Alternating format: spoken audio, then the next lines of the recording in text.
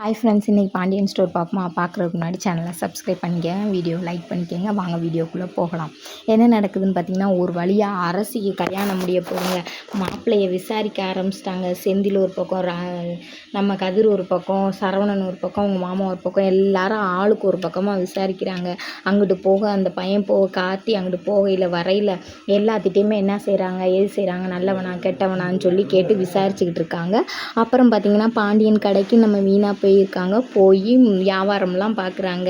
பார்த்துட்டு அப்புறம் பார்த்திங்கன்னா, மாமா நீங்கள் வந்து எங்கள் வீட்டுக்காரரை திட்டுங்க, ஆனால் எல்லோரும் முன்னாடி திட்டாதீங்க, சின்ன பிள்ளையெல்லாம் இருக்காங்கல்ல, அவருக்கும் சங்கட்டமாக இருக்குது, எனக்கும் சங்கட்டமாக இருக்குது மாமா அப்படின்னு சொல்கிறாங்க. அதுக்கப்புறம் பார்த்திங்கன்னா, நம்ம மயிலை பார்க்க மீனா போயிருக்காங்க.